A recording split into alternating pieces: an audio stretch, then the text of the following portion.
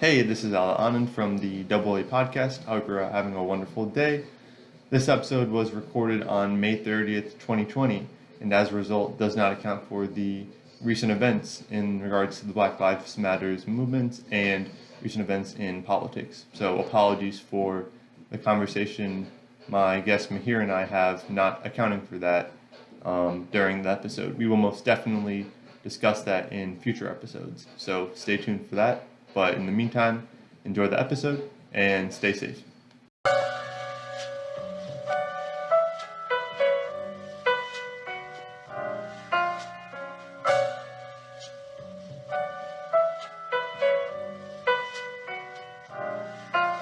Good afternoon and welcome to the fifth episode of the Double A podcast. Today is May 30th, 2020, and today joining me is a freshman from, or not a freshman anymore, a sophomore from Stony Brook University. Yeah, Who I sophomore. got to know during my first days at Stony Brook. Mihir, if you want to go into detail about yourself. So I'm a sophomore in Stony Brook. I do computer science with Adit. I remember the first day we met. We were walking down the aisle, and then we see your dad. My dad comes in, and it was like the most awkward pause, the most awkward conversation. They said hi, and then that's it. and then we would come to the dinner party, to that outer state dinner party, and then like we come by each other, and then my dad is like, "Hey, look, it's your friend." And I told him like, "Oh, we only just said hi, bro. How am I supposed to?" But then we obviously got together and we became good friends. But yeah. So just for some context for the viewers, there was a out-of-state event that Stony Brook University was doing for incoming freshmen. And pretty much the idea of that was to like allow some of the out-of-state students to know each other, because a lot of students from Stony Brook are from New York City or from Long Island. And essentially, yeah, like that's essentially the story of it. Your parents came by and said hi. My parents said hi. And then I remember we started hitting it off later into that event. We're going to have two segments, obviously, like before. First, we're going to talk about the recent events with George Floyd, the police riots, Ahmaud Arbery, and unfortunately, too many others that have been murdered by police due to blatant racism. So we were going to give our opinions on the incidents that have happened, and we just want to preface this by saying that these are our opinions. We don't necessarily think that you guys should feel this way. Everyone has different opinions, so what we say does not necessarily have to agree with what you guys think. And if you guys feel that you feel differently, or think that something that we say is not necessarily the right way to go about approaching things, feel free to reach out to any of us, because like that's the whole purpose of society, where we have this public discourse and try to come to a consensus on what can be done to improve the way we approach things on a day-to-day basis. Is there anything else you want to say on that before we go into our opinions? Don't go against Adit too hard. He's a super nice guy. I'm just kidding. Yeah, don't. Yeah, I mean, go. You can text us if you want about our opinions. Yeah, or you could just put in the YouTube comments and we'll respond. So Mihir, I was thinking it'd be nice if we could get your opinions first, and then I could follow up with what I think about the situation. I mean, I feel like this, like the riots and everything is all part, like let's not really call it riots, but protests.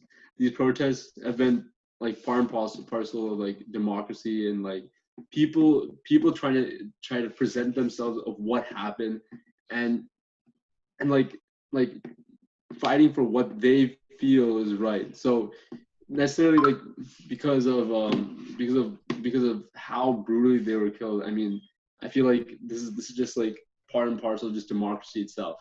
But like it kind of hurts me that all these protests are going on after after like two visible like videos showing about these killings, because like the discrimination against Black people has been like a 400 year history of them just being constantly beaten up, from like slavery to eugenics to Tulsa race riots to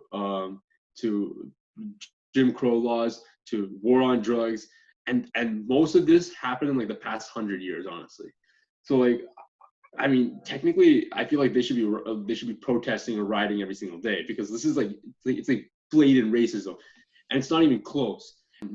And there's a statistic from Maryland University, a professor from Maryland University. She did an AI on this to detect like the type of rhetoric used by police officers against Black males and white males, and they realized that in the 98% of the cases, the police officers were more aggressive against Black people than white people. It's like it's not even fair. I mean, I think they should protest and riot every single day. It shouldn't just be this one thing.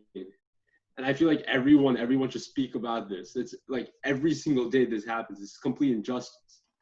So, I mean, yeah, that's my opinion. I'm like astounded by the videos. I'm pretty speechless, because they're pretty violent. But what's been going on for the past 400 years is pretty violent against the Black people. So, yeah, that's my opinion.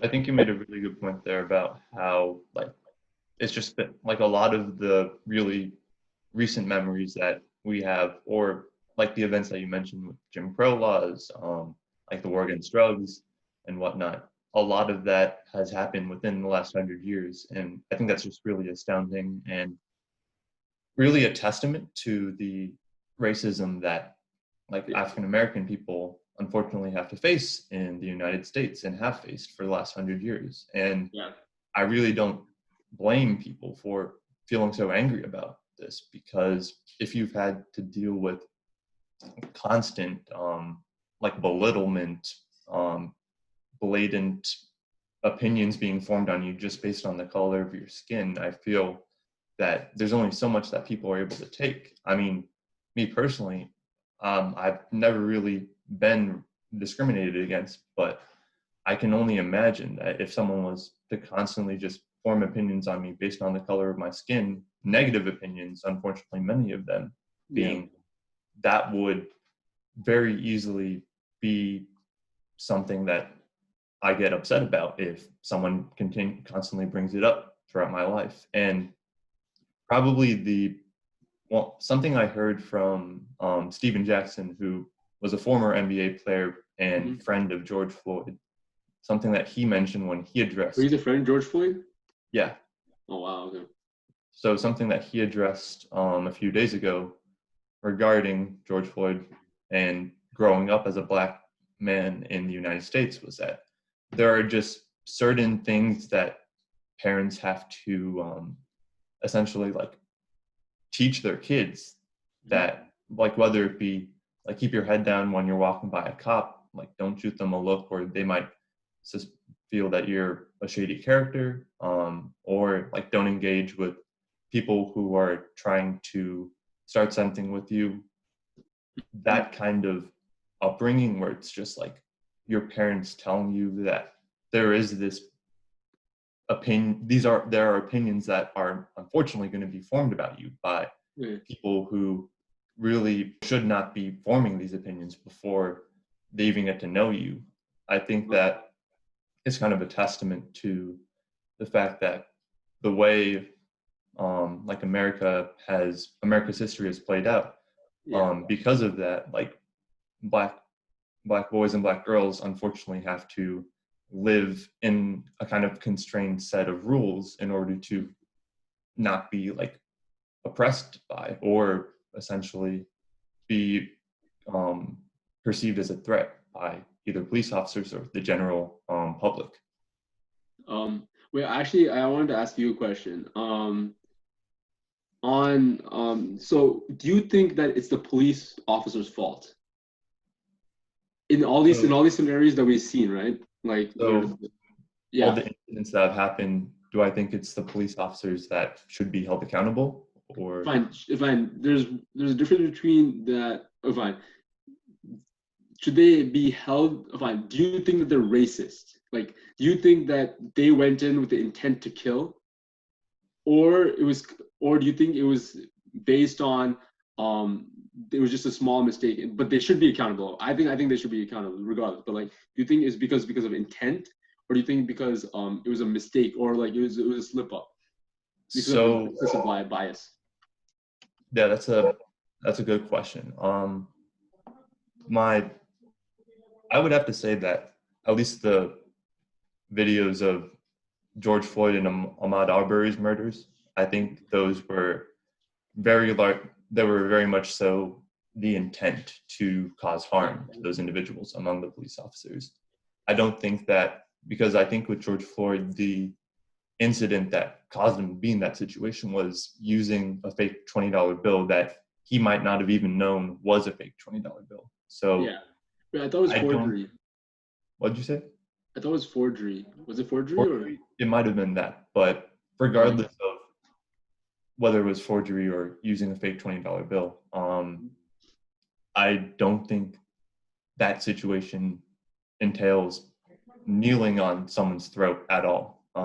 And that's just a fact. I feel it's not really something that can be argued. So the Um, fact that that police officer did it and continued to do it after his pulse was lost about like 6 minutes in, I think yeah. that's more so, I think, an indicator of intent as opposed to like a slip up or you kind of messing up in the moment. Fine. So, what about the other cases like Philando Castile, like Breonna Taylor? Um, do you think that's intent, or do you think that's based on a slip up based on implicit bias? But I'm So just saying, like in general, other than those other two cases, do you think in general? yeah, so in general, I feel like with police, the like we have to recognize that these people are like citizens. They're not like people, they're not gods who are like essentially prone to making no mistakes at all. I feel that they are people who, when they go to the front line, there is a worry that they might not come back home or might come back injured. So Yeah. I think that for them, I want to say, and I hope I don't ruffle too many feathers here, but I want to say that for the most part, it's a slip up on their part. But I think the fact that it's a slip up is a byproduct of the fact that there was intent behind these kind of confrontations in the past. So, like, Yeah. to kind of expand upon that, if you have, like, from 1960 to 2000, let's say, if the way of the police officers have been, if a guy's black, then take every precaution you can to make sure that he doesn't do anything suspicious. I Yeah. think that unfortunately rubs off into like what a police officer's instinct is today. Okay. Now, whether or not that's intentionally something that he does, we don't know. But Yeah. in No, this, we go have on. we have the same idea. So like it's not. I feel like it's more the system that's being played rather than the cop itself. Like some cops may have intent because they have white supremacist thoughts, or I mean, like they're white supremacists or Yeah, something there's like no that. denying that like there are white supremacist cops or racist cops out there. Yeah, exactly. This is just definitely going to be there, but I feel like when we're looking at the system itself, and especially like in the past 20, like past 10 years, when we were looking at the war on drugs had a lot of these minority communities more police than usual. Okay, Mhm. and they were caught at around a rate that was 5 times higher than white people, or 4 times higher. I forgot the number or something, but it's around there. So when you have these areas that are more police by cops, there's implicit bias that black people do certain things, that black people are in a gang, that black people are poor. These are these certain things, right? So immediately when they see a black person down the street in these areas, they're prone to act like that. Mhm. So and oh, I heard this before that a lot of the drug trade that happened in Colombia was shifted over to the minority communities, a lot of the drug trade, and they were focused on the minority communities. So the entire war on drugs was basically on minority communities. So when you have that and you have Black people policing these areas, I mean, it's not Black people, sorry, police officers, Mm-hmm.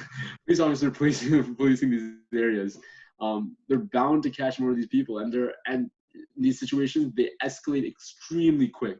Mm-hmm. So it's hard for these police officers to gauge what to do, and if they slip up, it's the end for them, or it's the end for the other life. So, I mean, I feel like they should be better trained. They're trying to bring out better training methods for these cops nowadays. I mean, hopefully it works out, but yeah. Yeah, I think you bring up a good point there with how police officers should be trained. There needs to be, and you said that there are changes happening, but changes do need to be made to the way that they're taught to react to a situation. Like if it's the middle of a riot, you're not the one who should necessarily start shooting rubber bullets at a crowd if they are just standing there, even if it is past like a certain time when they're allowed to be there. I feel that invoking violence on the police officer side never really leads to a peaceful resolution, per se. But wait, I actually have an interesting stat. So, Adit, did you know in around 2010, I think, around 1 in 9 or 1 in 13 Black people didn't have the right to vote? In 2013? Around the 2010s, 1 in 9 Black people didn't have the right to vote. That's kind of crazy. That is crazy. I did not know that. So basically, in around 2000s, there's a report that came out. Okay, so the amount of people in 1820 that were enslaved, the same amount of people who were in jail who were Black. 729,000 Black people were in jail. That's messed up. Okay, it's really messed up. Mm-hmm. What's even more messed up, in the South African apartheid, our prison numbers for Black people were much higher than the South African apartheid. Mm-hmm. It's not even close. It's not even close. Like we have countless number of times discriminated against Black people, and it's much higher than anyone thinks. Like you know how the people say the coronavirus cases, like the coronavirus cases right now, the detected number of deaths is not even close. It should be somewhere much higher. Mm-hmm. Like they're not counting it right. And the same thing for Black people. It's the same thing that happens for Black people, right? So like if you have 1 in 9 Black people who can't even vote, like what type of system are you running in the first place? Yeah. This is not democracy. Mm-hmm. It's not.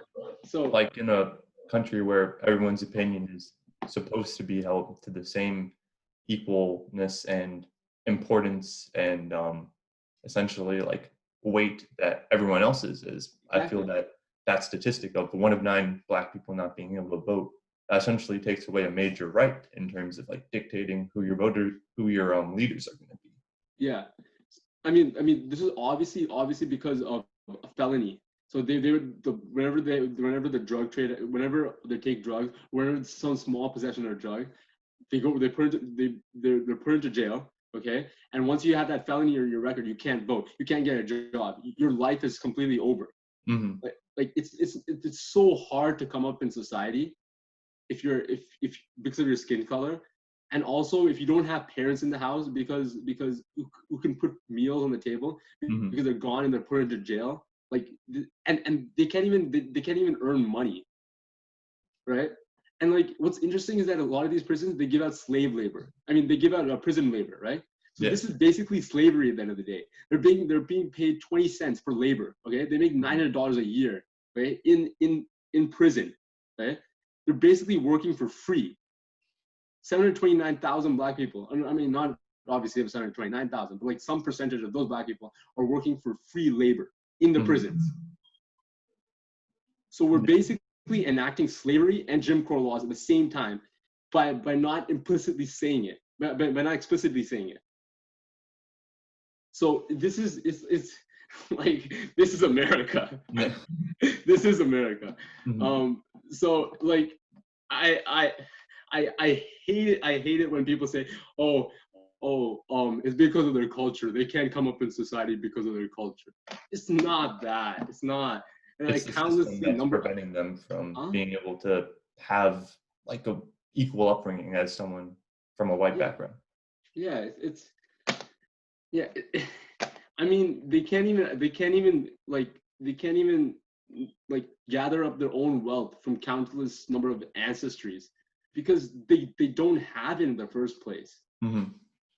It's so hard. It's so hard. And I mean, if like those statistics just they blew my mind yesterday. I was reading about the article, and yeah, I'm speechless. Mm-hmm. No, absolutely. Those statistics really do speak to just how the system in the United States has been structured, such that minorities, especially the Black minority, is denied some of the basic liberties that the white majority has. Yeah, exactly. So that's my 2 cents on it. But Yeah, thank you for sharing that. Yeah. Those opinions. Yeah. I mean, wait. Actually, one more fact, and we can move on after. I'm pretty sure like we've like almost milked this area, but have you ever heard of the Tulsa race riots? I'm vaguely familiar with them, but I'd be more than willing for you to go into some details about it. Okay, so I think in the 1940s or 1920s, in Tulsa, they called it the Black Wall Street. Okay, so there's a lot of wealth in that area. There's a lot of innovation in that area, a lot of small business coming up. They were big. For them to be called the Black Wall Street, they were pretty big. Okay, mm-hmm. And what happened was apparently some white girl accused of a person over there, accused of one of the people in Tulsa about sexual assault and rape. Okay, they accused a person. They went into trial for it, and apparently a lot of the Black people thought she was falsely accusing him. So they had a lot of riots. Okay. I think he was lynched or something. I'm not too sure. The Black person was lynched. I have to check into that. Mm-hmm. But there was a lot of riots, right? And America brought out its military and bombed Tulsa. They bombed the city?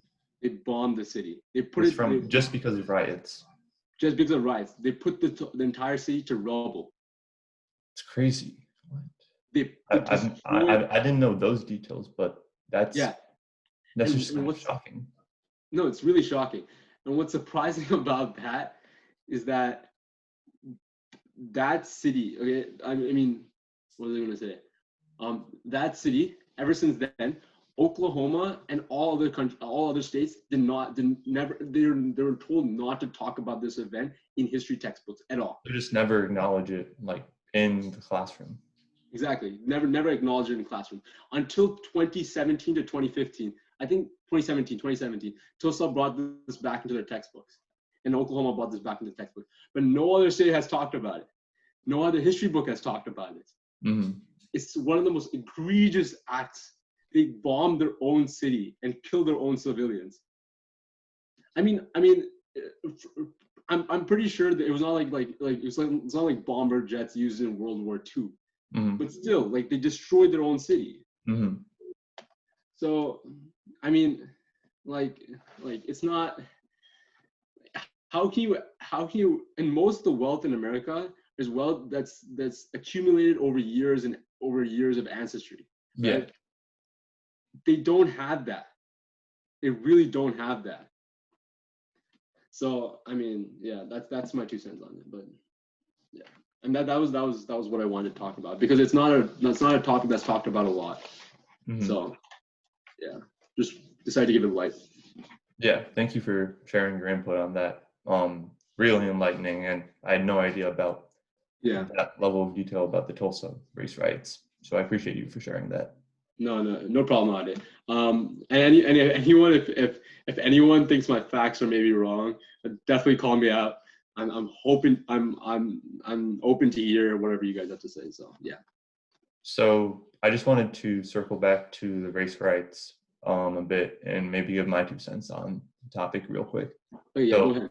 A lot of what I was thinking of saying, like you touched upon, so I'll try not to reiterate too much, but just the idea of just going to the concept of the riots, of rioting due to the recent events. I personally feel that they're two sides of the same coin. You can say that violence is not the answer and that peaceful protests are the way to go about it because you don't want to create this cycle of violence, inciting violence, which incites violence from the police, which leads to an endless loop. But at the same time, you have to recognize that, and we touched upon a lot of it, that there is a very dark and unfortunately violence-filled history with the way that the Black community has been treated in the United States. And that leads to, understandably so, a lot of pent-up frustration and just anger towards the government and the system for allowing this to happen in the past. And progress has been made, obviously. But when these kind of events happen, with George Floyd being murdered by a police officer and Ahmaud Arbery being shot for jogging through on the street, that does, I think, at least for me, I understand why people are angry and are rioting. I don't. So with that being said, while I don't think violence is the answer, it's still very understandable why they're doing so, and I don't blame them or think of them as bad people for going to the streets and rioting. What people overlook in terms of criticizing the fact that the riots are happening or the fact that the riots are becoming violent, I think people overlook too many times that there is people don't just riot for no reason. The fact that these riots are happening, they don't just appear out of thin air. There's contributing factors that lead to it. So when people are like analyzing these protests and riots, I think that needs to be considered as well, because far too many times people are willing to write off protesters and rioters as people are just angry and need to calm down and put their words into actions, whether that be like petitions or emails to the government. But that only goes so far to express how angry the community is, essentially. So someone who is like on the streets protesting shows a different level of like, I don't want to say shows a different level of commitment, because I think putting together petitions and emailing government officials does still require initiative on your part, but it's just viewed differently than petitions or emails to government officials. So you're saying they should petition, or they should riot? I personally think that people should try to avoid rioting, or people should aim for peaceful protests, because violence incites violence, and that's never a good cycle to get involved in. And write petition and sign petitions and send emails to government officials, because that shows them that there are it shows them that you care about these issues and that changes need to be made. But I mean, government officials are also the ones who oppressed Black people too. Yeah, I mean, yeah, that's true. But like, at the end of the day, then I feel some other alternative needs to be made that doesn't involve violence, but still gets the message across that there are changes that need to be made. You know what I'm saying? Like I feel violence just shouldn't be what gets the message across. There has to be something more effective. I mean, like you definitely, like, I definitely agree with your point. Like violence is never the solution. Like the stuff that they're doing in a lot of these riots and a lot of these protests is not the greatest thing, but still like it's for the good cause. But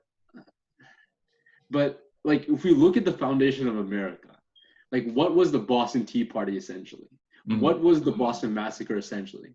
It was all basically riots and people mad at the Britishers for oppressing their rights. And basically the Boston Tea Party was them destroying the British tea businesses. Okay, like this is like I feel like it's in democracy's blood. Like we have like when I have a quote from Thomas Jefferson. I came ready for this. Let me pull it up real quick. You don't mind? Yeah, that's fine. Go ahead. Actually, it's a super long quote. Oh, fine. I'll just pull out one thing. What country before ever existed a century and a half without a rebellion? So I feel like as part of this country, like this is just bound to happen. But like try to like if it's peaceful, try to make it peaceful, obviously. But yeah. Yeah, I agree. And I just wanted to mention one last thing before we move on to the next topic. But in a time like this, strong leadership, and strong doesn't necessarily mean police forces managing the protests that are happening. Strong leadership means like encouraging words that resolutions will be made, things will be better, we will listen to your voice. That kind of leadership is important during this kind of time. And I won't try to get too political in terms of like which leaders are doing the right thing or not, but I feel like it just has to be addressed that what Trump and some of the other governors have been saying in terms of like what how the protests have been being enacted are not necessarily the best way to approach this kind of situation, especially like with Trump's recent tweet that essentially unfortunately used the line, when the looting starts, the shooting starts, or I think it was something like that. So, I mean, that kind of message or lack of filter rather is really not conducive to making the situation less tense. Yeah. Actually, a lot of the looting that's been going on, fine. A lot of the looting has been bad, but some of the looting, especially from one Target, apparently the Target wouldn't sell milk and water, and apparently that's needed. That's very essential for people to recover from tear gas. Mm-hmm. So the Target wouldn't sell it to the protesters. So the protesters looted against the Target because they weren't selling it, and they gave it out to people. They gave out the goods that they stole to people in the community and protesters who didn't have those goods.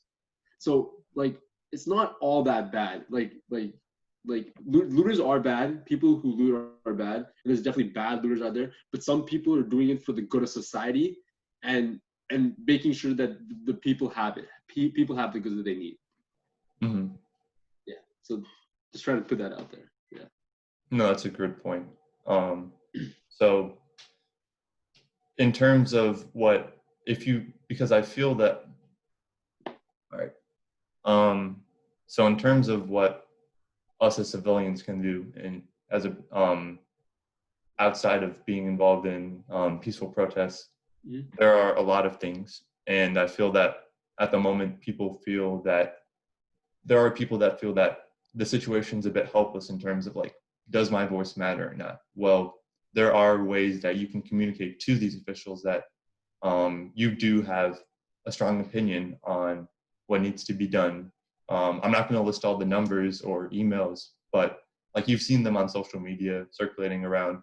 Text those specific extensions, email the specific local officials in Minneapolis or whichever city, and let them know that you feel that this situation needs to be fixed in a certain way, and just make your voice heard, because ultimately doing something is better than not doing something. And that doing something doesn't necessarily have to be posting something on social media. It can be just like being an unsung hero by emailing your local official, but not necessarily telling everyone because you're worried about what people might think of you, or you just don't want to like have people, I guess, have to know what you're doing in terms of like supporting the cause. So that's a great point.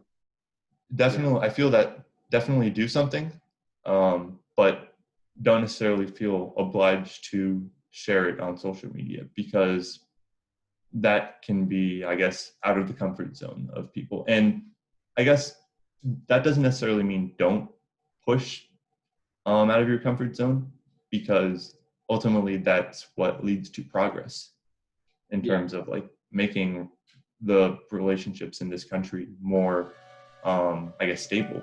But don't necessarily just stay in that comfort zone and let things happen if you feel that something needs to be changed.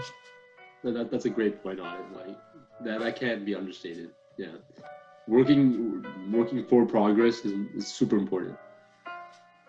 Even those small steps. Yeah. We'll be back in a few minutes with the next segment of the AA podcast. Stay tuned.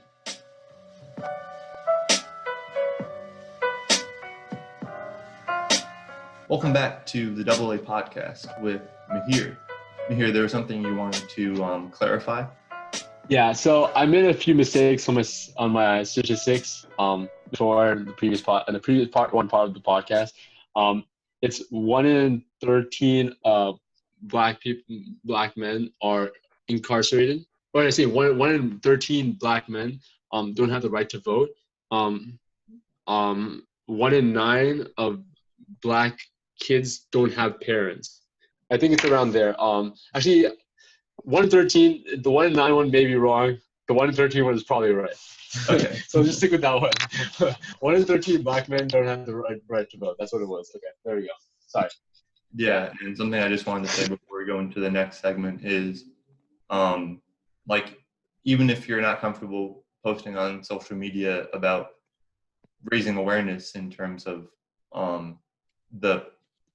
what is happening, it's always good to have healthy discussions in the household, because like you have to realize that you're going to be stuck with the people that are in your house for the foreseeable future, and it's always good to have some level of public discourse with them, because at the end of the day, they're the family that you're staying with, and having those discussions with essentially your kin, if you want to think of it as that, it's a really good way to just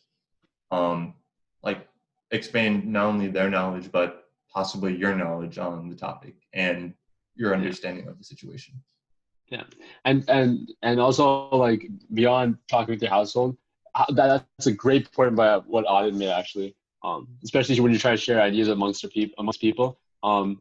Also go around and read articles, learn more about the subject. So you mentioned earlier that you are from San Francisco, and yes, I had some questions for you regarding what growing up in San Francisco is like. So the first one being, we all kind of know San Francisco as this like diverse city where all kind of cultures are welcome, and there's not really one, I guess, culture that dominates over the others. So what has that like blend of cultures in San Francisco been like for you growing up?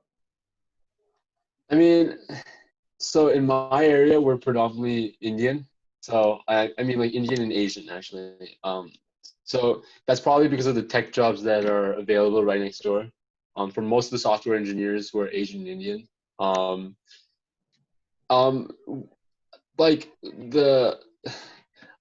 I wouldn't say diversity entirely. I think in this area it's more of a bubble where people feel like they know the outside world, but they're just mingling with the same type of people every single day. So it's like between like white, Asian, and Indian most of the time. There's like a lack of like understanding of the outside world sometimes. So it's not, I mean, like probably in San Francisco there's more diversity, like on the aspect of like you have different types of people, LGBTQ and stuff like that. But I live like in the suburbs in like San Jose, Mm-hmm. so over there it's not. I mean, like it's diverse, but especially my school system and everything, it's not that diverse. So I mean, yeah. So I remember like one of the kids like from our school a few weeks ago was arguing with my brother, and he said black people are disenfranchised because they're stuck in the past, Mm-hmm. and that's their culture, and that's not it. Yeah. I mean, like as we talked about, like there's a lack of like understanding of the outside world over here, and most of these kids, they feel like this is their world, this is how the world should be, but that's not the case. So I mean, yeah. No, I think there's a little bit of that in a lot of suburbs throughout the United States, a feeling that the culture that exists there doesn't necessarily translate to the rest of the world. Or I guess the culture that's there is like the right way to go about things, which isn't really the case because everything's really subjective in terms of the right way to go about it. So that's an interesting point you bring up. And Yeah. I also wanted to ask you a couple questions about how living in Indian households, specifically one where Indian culture has been really prevalent in your life, was like, because one of my first memory, or not necessarily first, but one of the most distinct memories I have was you inviting me to go to the Garba. That was fun. That was really fun. For the viewers, a Garba is essentially, I don't know how to describe it, but it's like, I want to say an Indian part.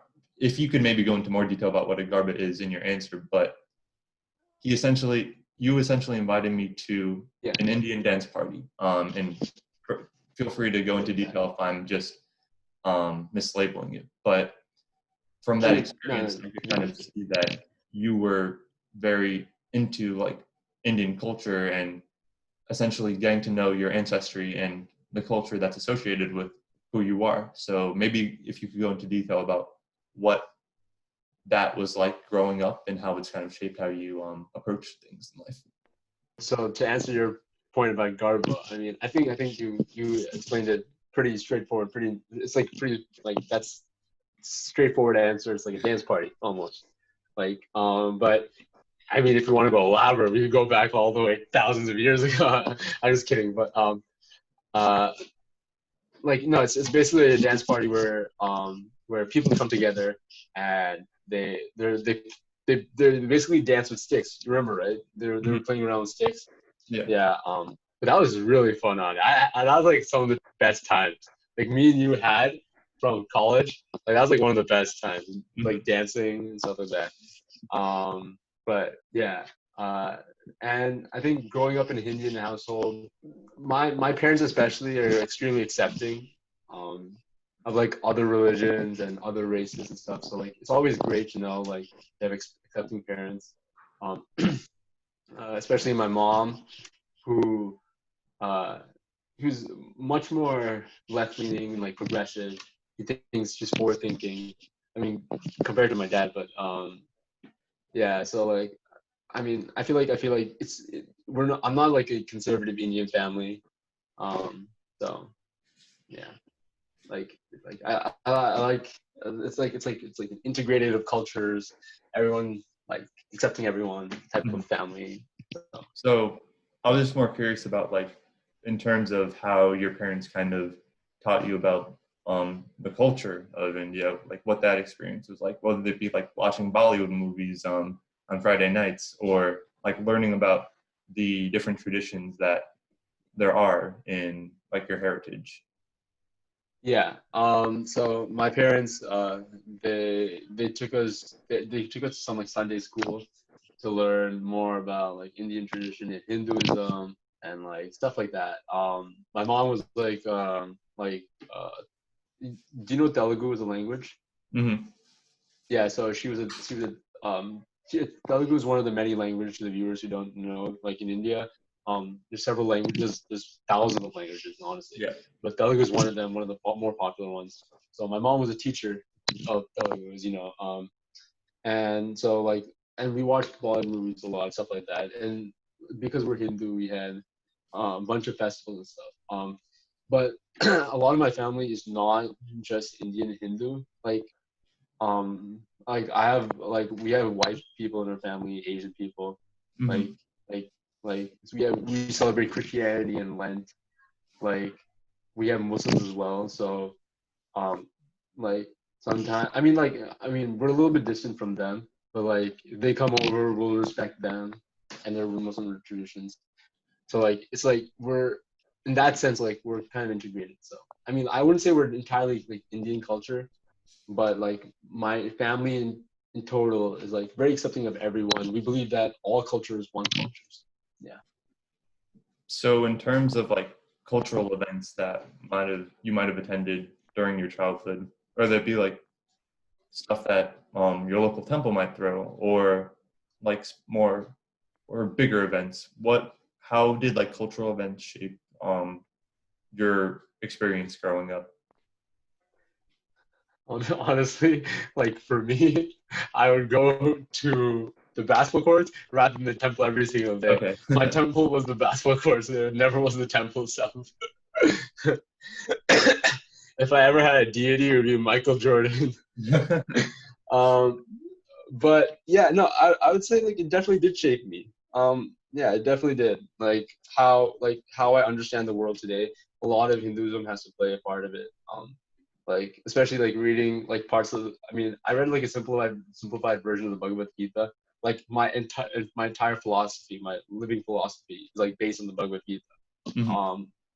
Like that, and like things like in Hinduism, like we celebrate all gods, like from different religions. Like a true Hindu is someone that doesn't just understand that Hinduism is that doesn't understand also understand that there's other aspects of religion other than just Hinduism. If you Mhm. understand what I mean. So like we celebrate all the gods. Like if it was from Allah to Abraham to all our gods too. Like it's like all of them. So like all those philosophy has played a part in who I am, from the temple and all the readings and stuff like that. So yeah.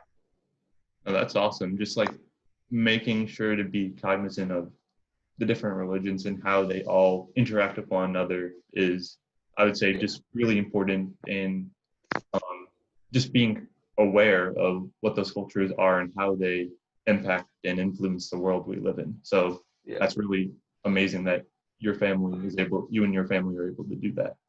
Yeah. So yeah. I feel like actually to piggyback off that, my uncle has been a huge part of my family, and I mean a huge part of my life. Like explaining to me like Hinduism and our religion and our upbringing. So like to me, I mean like that's where I learned most of my like ideas behind religion, and that's where actually a lot of my like theory and like my self being is based off. So I have to thank my uncle for that. Yeah. Mhm. So I just wanted to touch upon, you mentioned basketball a few minutes ago, and I just wanted to touch upon that really quick because we've talked about basketball with a couple of the recent guests on the podcast, but I guess to address it at least because it has played a major part in who you are and me getting to know you on the basketball courts. How is like basketball as a sport shaped or how's it impacted your life, whether that be making you a better person or like the opportunities or people you've gotten to know from the sport? I feel like yeah, I think basketball made me more complete in the sense that it gave me like a certain sense of drive and completion, right? Like like working hard for something and finally getting it. Like that satisfaction I got from basketball. Mm-hmm. Anything I got from basketball. If I didn't get an A in the grade, I would get the satisfaction from basketball. So like that's where I found my pleasure. Yeah. So um I remember like a lot of my high school life was based off basketball. So like I remember when I first got cut from the team in 10th grade, and I was pissed about it because I felt like I was the best player on that team. Right? If I was part of the team, I was the best player because I was like 5'11". I could touch the rim. I could grab the rim. If you Uh-huh. gave me another year, I could probably dunk. Right? Mm-hmm. So and that's I was like progressing really fast, and I don't know why I got cut. So like I worked my ass off, and I worked so hard. Like that type of satisfaction and drive came from basketball. So. No, that's a really important point you make about how just realizing that putting in the work leads to results is something that can be taught through sports and really does translate to other aspects of life, whether it be your job or like a personal project that you're working on. Uh-huh. It's just a testament to like the kind of character that sports are able to build in a person. Yeah, the competitiveness. mama mentality. All right, so we're going to do this week's power rankings, and it's going to be a bit of an interesting one today, but that's the purpose of power rankings, just to get wacky with things. So Mihir, you want to go through your top 5 exercises, specifically weightlifting or like gym exercises, Yeah. right? So maybe hit me with your list and I'll hit you with mine. Sure. So like for me, I feel like if we're going to go from order from 5, 4, 3, 2, 1, 5 would be, I feel like the face pull. So for face pull, it works the rear deltoids and the upper and the traps, I'm pretty sure. So, and it also works external rotation. So especially the rotator cuff muscles, which are really important. I feel like it's a great exercise. Then after that, the next exercise, which 4 would be, sorry about that, excuse that. It's regular family banter. So then at 4 it would be I feel like I would say dips maybe, because it's just like a full body exercise when we're talking at chest, lower chest, triceps, a little bit of back, and it's a great exercise. Number 3, I would say squat. I love squatting. Squats, okay. I mean, I've loved squats for a long time. Ever since I was a high schooler. It's like just getting my legs so strong that I can dunk and everything. Like that was that's what I wanted to do. I should continue doing that, by the way. But so squats. Number 2. Shoot, I'm missing something. Number 2. Number 2 would be, I think I'm gonna have to go with the bench press. Okay. I think I'm putting this out of order, but 2 would probably be the bench press because of chest, and it's just like one of those exercises. And number 1, definitely have to be the pull up. Like pull ups, like beat anything. You can do it anywhere, everywhere. It's back, biceps. Yeah, it's a great exercise. I love pull ups. So I guess real quick before I give my list, like you're a big exercise guy. I quickly found that out after getting to know you. So I mean, like, I'm not a big person though. I'm not a big person. I've done a lot of research. I feel like I've done a lot of research at least. So, yeah. So is there like a reason or a contributing factor you would say as to why you're really big into just like staying fit and going to the gym and working out? Yeah. So like especially for in later ages when your metabolism decreases, like because everyone knows their metabolism is highest when they're younger. You want to be fit. Like a lot of problem nowadays, like we have accessibility to everything, right? So being fit is like it's almost like a necessary habit or medical need that everyone has to do, right? I think they say that if your heart rate is too high, apparently, I mean, heart rate is obviously dependent on the amount of fitness you do. But if your heart rate is around, so your heart rate should be around 50 to 100, 60 to 100, right? That's like the normal range amongst most people. If it's on the upper end, upper 4th quartile, so like between like say like 90 to 100, you're twice as likely to die at an early age. You're more likely to get early diabetes, early cases of diabetes and stuff like that. So like it's important to make sure that you keep yourself healthy. So yeah, you make a really good point there. It's just it's ultimately going to help you be a healthier and give you more longevity as a person. So you make a really good point as to like you might as well do it just to like invest in yourself in the future. So I'll try to go through my top 5. So I guess I'll go from 5 to 1 like you did. At number 5, I'd probably have to say squats.